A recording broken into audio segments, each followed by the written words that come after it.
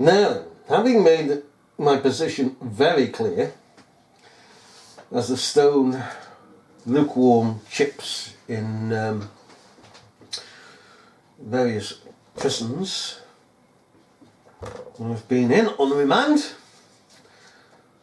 just taking my time with the police, and then of course all the charges dropped.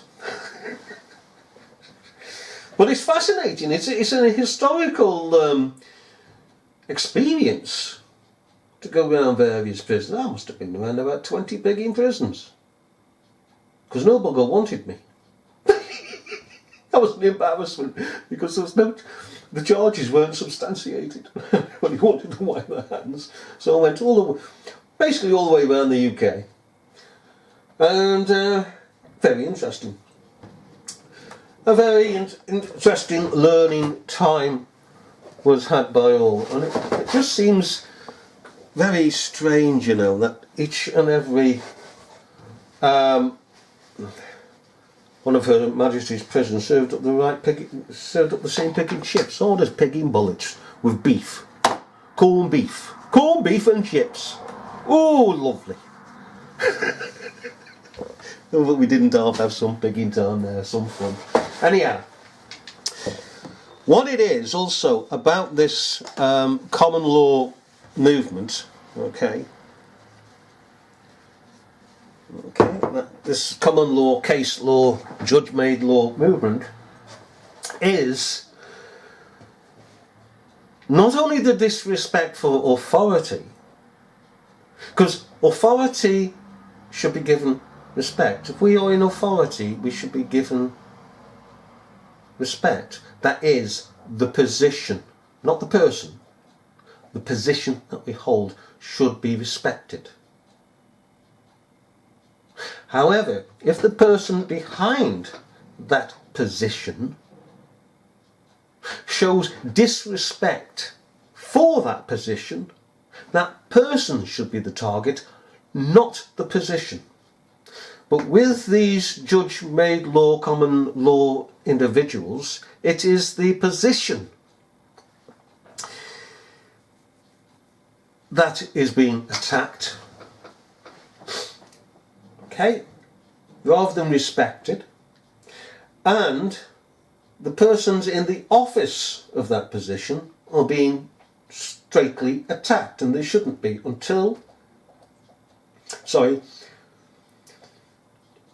they shouldn't be unless they show themselves to be absolutely criminal. Because let's face it, if you've got a decent, say, officer, does he want your mouth? His job is hard enough as it is with criminals, and you turn out to be another pigging criminal in abusing that officer. Unjustifiably, unlovingly attacking him for no reason. You don't know him. He's done nothing to you.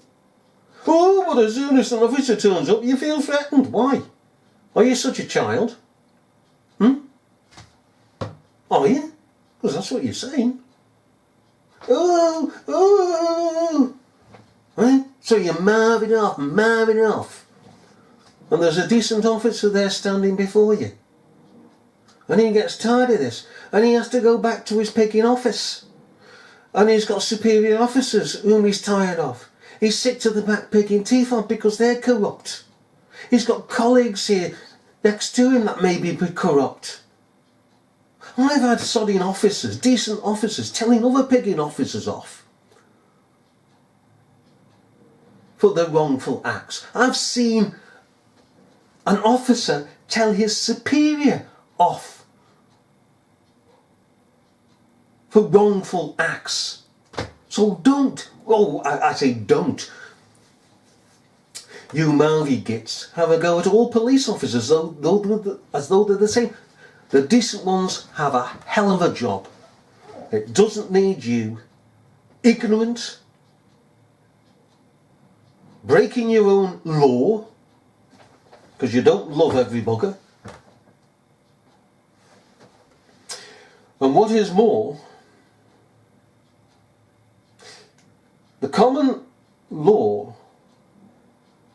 that you own coming from man, okay, there is a mix in there of natural law. A mix, okay, flowed into. Now, thousands and thousands of souls, people in the Middle Ages, died that you and I might have natural law upheld against man's law. They fought tooth and nail.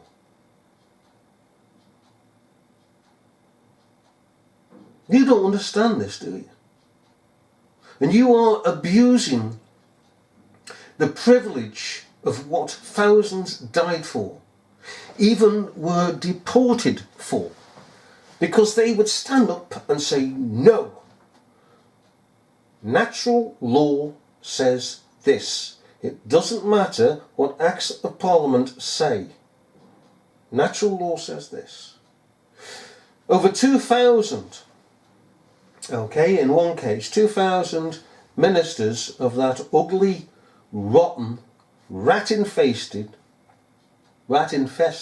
Anglican Church were turfed out under the Act of Uniformity. The ministers turned out because they would not conform to an unjust Act of Parliament. So that godless monstrosity that arose out of Romanism was termed the Antichrist, and still is the Antichrist, because a leopard cannot change its spots, nor a lion cease to roar. They were turfed out. They wouldn't conform. So they said, right, we're going. There was no social security. There was no benefit system at all. They had families to feed, clothe, look after. They had no money. They had no living. But they were willing to stand by the principle that natural law outweighs Acts of Parliament, and that when Acts of Parliament are not in conformity to natural law, then Acts of Parliament are to be disobeyed. John Bunyan, 12 years in Bedford jail, simply because he broke the Act, the Conventicle Act. How about the 5 Mile Act? How about the Fertiliser Act? The Rebecca riots? Tolpuldon Waters? There are persons, there's thousands of persons that have given their lives, okay, for the freedom that we now have. Let government say, oh well, the First and Second World War, they fought for the freedom to keep the freedom, blah blah blah blah, and that's all they will do. That's all the governments will do. They won't go back to the Reformation, the Middle Ages. How tens and tens of thousands fought against government, you see, because the government doesn't want that to be taught, doesn't want people to commonly know that the people of England and Scotland and Wales and Northern Ireland fought the British government over law against legalese. Natural law held as supreme. And people today shout their pigging mouths off, abuse people, show themselves to be nasty, evil and wicked, totally uneducated, disrespectful to the thousands that died, were thrown over cliffs, were burnt, some put in on racks and racked because they wouldn't conform. And of course, in amongst that is the religious aspect of substantiation before star courts. If a man didn't believe in an act of man, that the wafer became the blood and the body and the sinew of Jesus Christ, he was condemned to death, to be burnt. That was an act of man.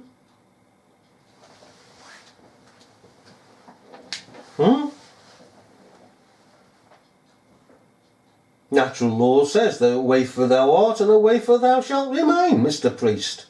Don't care what your act says.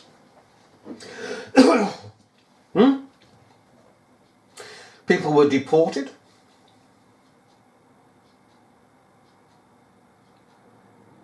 Thousands were deported. Thousands were put into slavery. And apart from being pushed over cliffs, burnt, they were shot and, as we say, racked. Some were put in hot steel chairs. Some were blown up. Just every cruelty that man could imagine to try and dissuade people by the cruelty to conform to government acts of parliament, and they wouldn't. We have now a spineless generation who think it's big to mouth things off, because the only thing they can do is to mouth things off. Mouth, mouth, mouth, and to be hypocrites to all and sundry. So at the end of the day, they have no respect for those who gave them the freedom and the division of law against acts of parliament, even though their law is court, judge-made law, okay, case law, common law. Right? They disrespect them.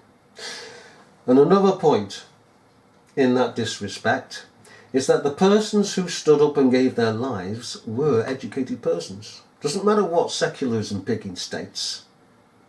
That states a load of lies, falsehood, deceit, everything against us. They were intelligent enough, more intelligent in fact than our age. Boy, frigging we are ignorant. For all the technology, we are ignorant. They knew their rights. They stood by their rights. Today, most people would just buckle. They're going to take me PlayStation away from me, me television. Where's me skunk? Really and truly, we have become a soft generation. And sadly, there is an increase in young boys and girls, and it is increasing violently, increasing, of an abusive nature towards all and sundry. Disrespect here, disrespect there, and people are saying, well, what can you do? Well, you can bring your children up properly, for a start, to honour themselves, to have value to themselves, to make them feel valuable to themselves, valuable to society, respectful in society, as we were brought up. Okay, but they were intelligent people in the Middle Ages. Oh, they hung a pig, and you know, secularism will take anything that maybe somebody out in the outback or something goes and does that is funny to us today, and say, oh, that's the Middle Ages for you. No. Because whilst they're rubbishing the Middle Ages, what they're saying is that, as they clearly state, they're as thick as pig shite. No. You want us to think that. You want us to believe that. And you want historians to pen that. That wasn't how it was. And let me say this. The Middle Ages, unlike our age, and this sets the buggering thing off, was the most litigious age going. They knew their rights, and they stood up for their rights, and they defended to the hilt their rights. This is the whole point in so many thousands dying. And there was maimings, you name it. Those who opposed Acts of Parliament were abused horrendously. And let me just say something else to you. In Bedford Jail, John Bunyan, selling his laces, his blind wife, to support his blind wife and child. Okay, Bedford Jail was next to a river. 12 years, they expected that man to catch a fever and die. And then to say, well, nothing to do with us. Just died. Snide by so-and-sos. This is how it goes. This is how it goes. And this generation doesn't know how to treat people properly, how to defend themselves properly, through the use of proper, correct English. To put a case together for court that is sound, firm as a rock. They haven't a clue. Just mow it off. Yeah, we shout, I'm under common law. Yeah, right, gets you picking nowhere. And yet the Middle Ages show you up. The Middle Ages that gave you, all of us, the freedom of expression. And whilst the Muslim hordes were on the rampage, slaughtering villages and towns and ravaging cities in order to establish a worldwide Islam, and the Holy Roman Empire, governed by the popes, was still holding sway and trying to keep the people in ignorance. That monster, Romanism, the people still knew their rights. And as the Reformation proceeded, they got to know more and more of their rights. They learned. They went out of their way, the people did, to learn and learn and learn and learn more of the rights. Here's a man that comes along, Martin Luther or John Calvin, what are they going to say? And they'd read their pamphlets. And oh, right, that's they, you are. And they were extremely educated and defended themselves and knew where to turn for the skills of others. So we have an extremely litigious age, which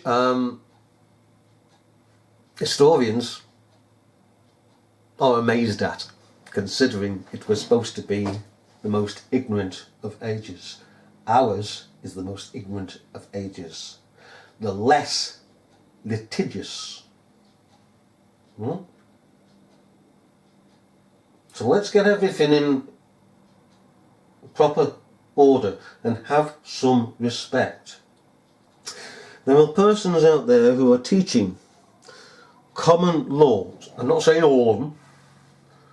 We're teaching common law aspects, judge-made law, okay, that are decent. And I'm sure they must absolutely put their head in their hands when they see these videos on YouTube of gits. That's all they are, gits. Sons of Belial, we used to call them. Worthless. Belial meaning utter worthlessness. Okay, you're worth nothing, absolutely nothing.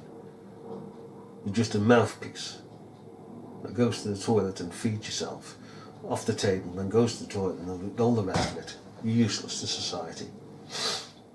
They must put their heads in their hands to see all the abuse of the misuse of what they are teaching.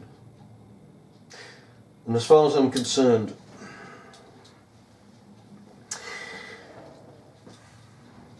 when you have natural law, which is far better than common law, we're back to the mindset and the backbone of the Middle Ages. We see things as they are, not as they appear to be. And so, therefore, we can challenge them on a right line, because natural law is right. It's straight.